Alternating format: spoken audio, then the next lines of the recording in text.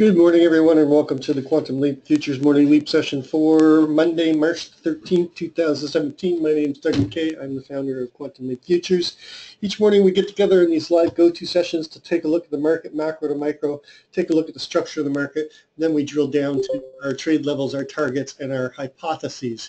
We do create 4 different hypotheses. These are our trade plans that we develop based on what the market could do, and then we wait for the market to open up and then see who's in control and which plan is best suited to execute on.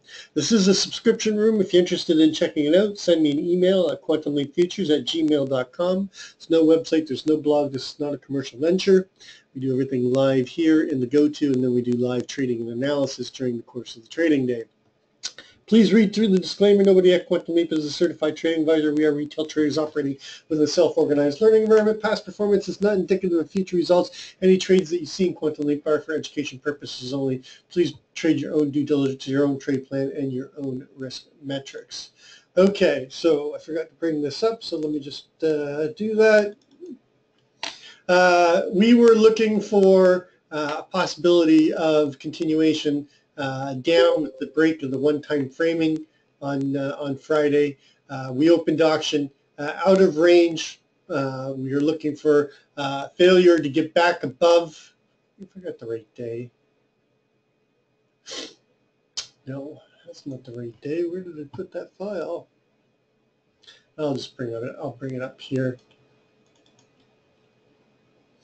We opened auction out of range, so we were looking for the possibility of a push up into the 78 and then a rotation down as our main hypothesis. And then we were also looking for the possibility of coming down and failing to break inside and then rotating up into the 77. Actually, that was our main hypothesis, was the move up into 78 from a failure to close the gap or a test of the range high and a move up.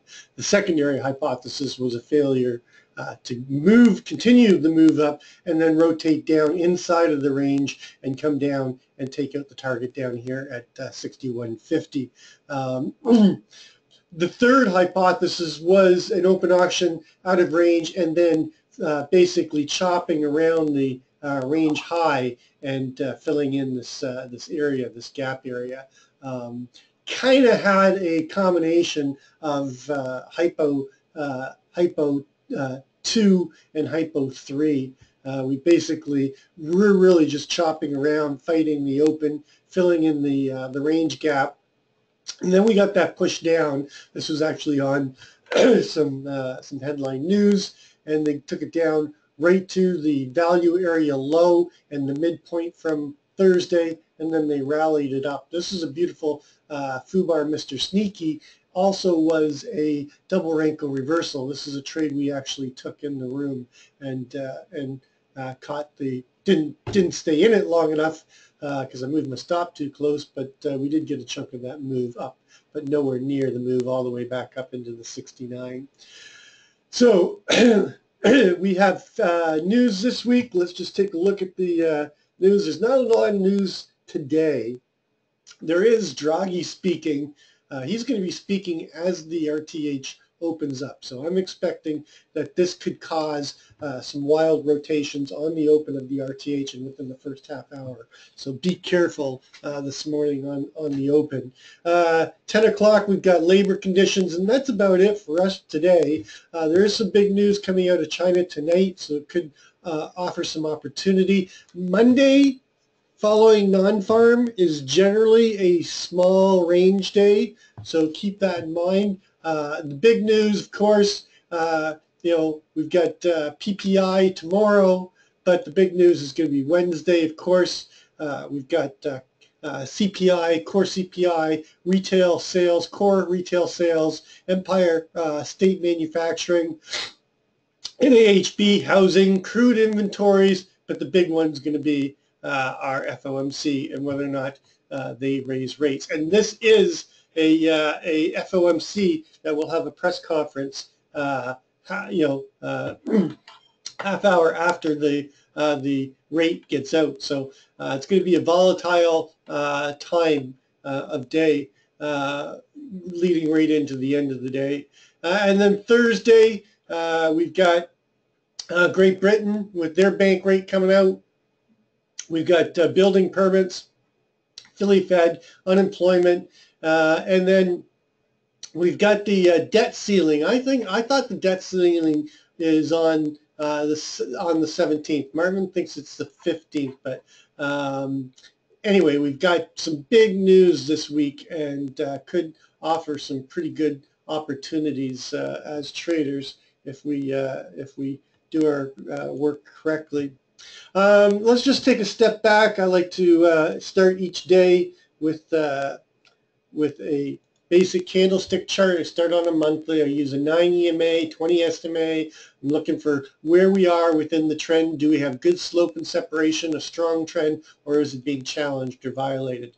Beautiful multi-year trend, and the monthly tested on the end of 15, beginning of 16, then taken back. We've got this beautiful continuation pattern with the rising 3 candlestick formation, and this, we go in, put a new all-time high.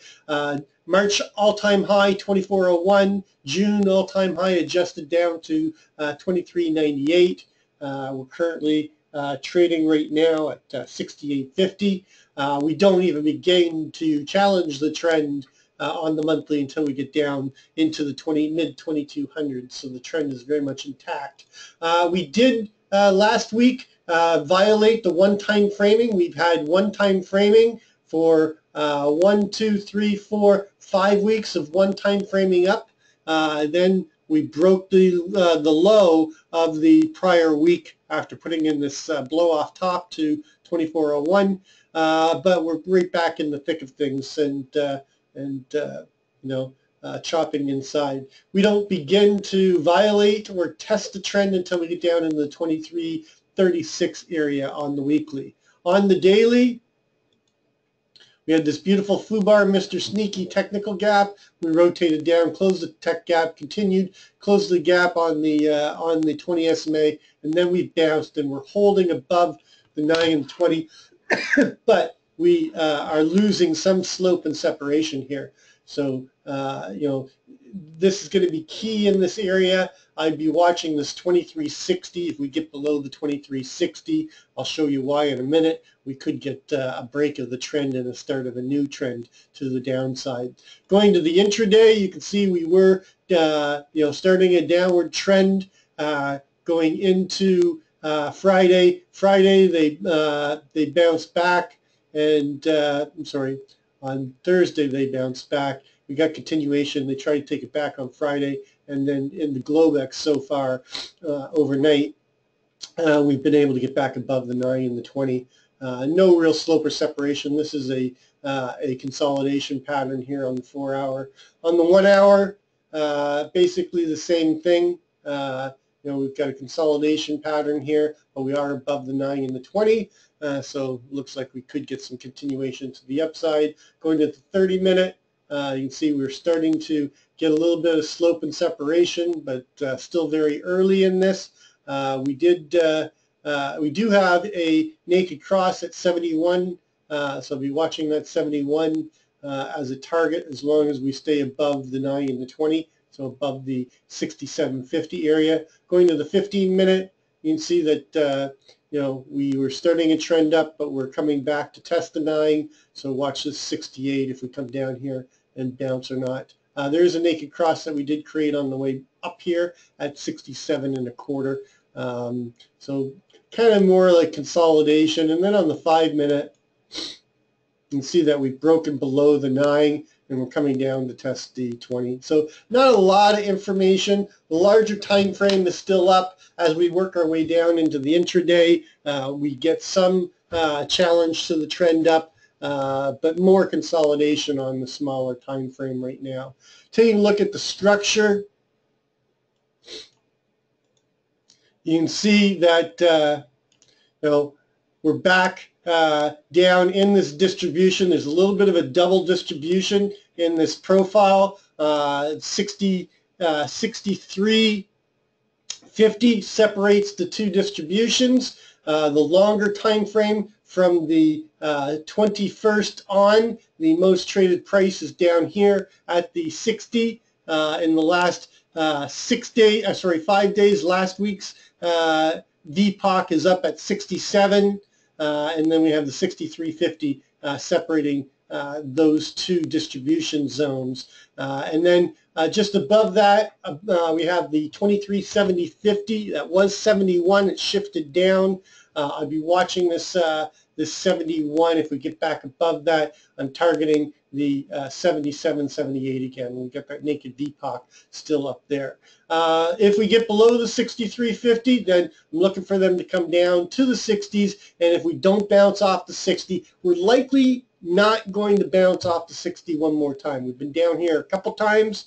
They probably exhausted the buyers here. We'll probably have to auction lower back towards that 54 and 51 to see if we can find buyers. Key line in the sand below is going to be 48. Anything below 48, I'm looking for the other gaps to start getting closed and move down to the 44 naked close, and this naked microcomposite VPOC down in the 38. So between 44 and 38 if we break below the key line in the sand. Overnight, we had pretty small range most of the night. We did get some expansion in the last 30-40 minutes. Mainly we were chopping between the 68.75 and 69 and the 64.75. So pretty tight range. We've got a little bit of expansion now. It's still a pretty tight range. Our overnight low is down at 64.75.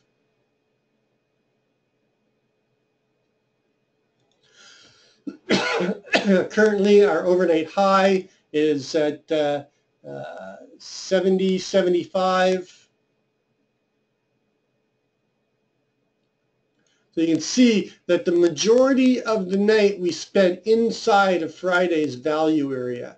A little bit of a dip below, but mainly we've been chopping around the VPOC from Friday, which was at 67.75. Our Globex VPOC is 66.50. And there's a little LVN right here at 69, but I don't think it's big enough to really be able to trade off it. So basically, real simple.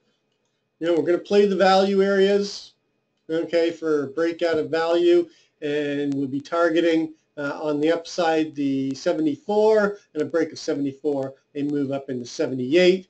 A break below the 65, look for them to take out the overnight low and push down, targeting this this HVN and former microcomposite, former naked VPOC down here. I'm actually going to target the 62 as my main target, and then 60.50 as my secondary target, and any break of 59, I'm looking for them to push down through to that 52.50.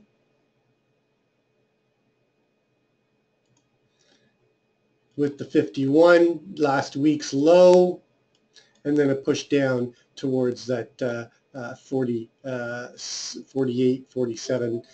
48 is going to be our key line in the sand.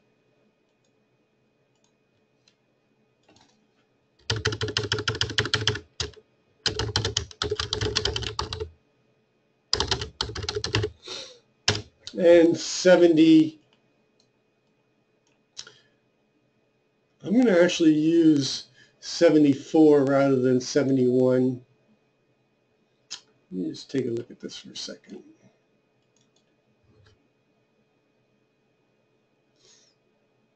No, I'm going to use 75 and a quarter.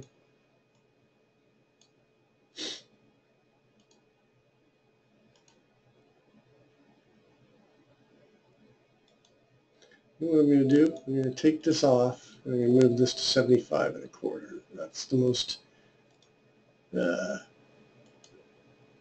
sensible thing to do.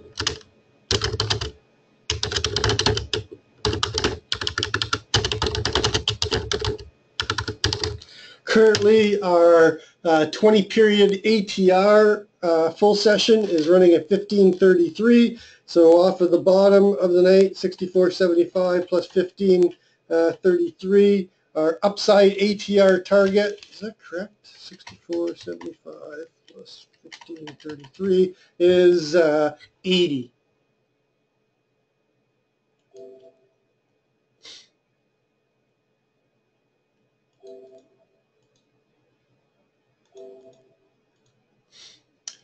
And off of the high overnight, which could change, but 70.75 minus 1533, 55 and a half. That doesn't change much. All right, so those are our levels. Again, I'm not expecting a lot. I'm looking for a rotational day with a little bit of an upside bias. So my main hypothesis is an open auction. In range. They moved down to take out the naked VPOC and the Globex VPOC, take out the overnight low, and then somewhere down here between the 64 and the 60.50, the composite VPOC, I'm looking for a rotation, finding responsive buyers and rotating up and chopping inside of the value area with a late day probe up into the 78. That's my main hypothesis.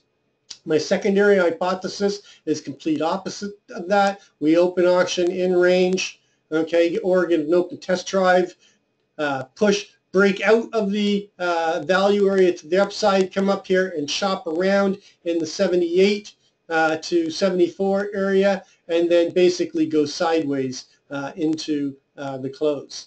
My third hypothesis is an open auction out in range, a push down, chop between the 60 and the 64, and then get failure and push down into this 51 area, 51, 52 area, and close below based on last week breaking the one-time framing. I'm not expecting a huge amount of range today. The fourth hypothesis, which would be the most unlikely hypothesis, would be a open auction in range, a push-up in during the morning IB getting set, chopping between the 74 and 78, and then pushing up into the mid to high 80s and just chopping around up here in the 80s. We're gonna find some balance here, and that balance, I said this I don't know, 3 or 4 days ago, that we're likely to move down back into this balance coming into the FOMC. So I'm expecting us to mature the auction between the 78 and the 60, but coming into the FOMC, I'm expecting us to be inside this balance here around the 60, 50 area. So I'm not expecting us to go very far in the next couple days. Taking a look at gold, gold has come down again and tested that that key level at 1203. We actually dipped down to 1202.50, but we're in this distribution zone that centers around the 1206.50. The two key levels to keep an eye on is the 1211 for continuation up towards the 1860 composite VPOC, or a break back below and a hold below the 1203 for a test down to test that 1200 and possibly even go down into that 95 to 92 area again. But we could just as easily just chop in this area as we mature this distribution zone around the 1206.50. And since we opened up last night, that's basically what we've been doing. We tested both sides of this distribution zone overnight with a high of 1210.90 and a low of 1202.50. So just chopping around here. Watch for these breaks. Otherwise, play back, trade back to the composite, or not composite, the CHVN at the 1206 area. as your opportunities on gold today. That's going to complete our pre-market session. As always, trade well, trade safe, and we'll catch you on the flip side.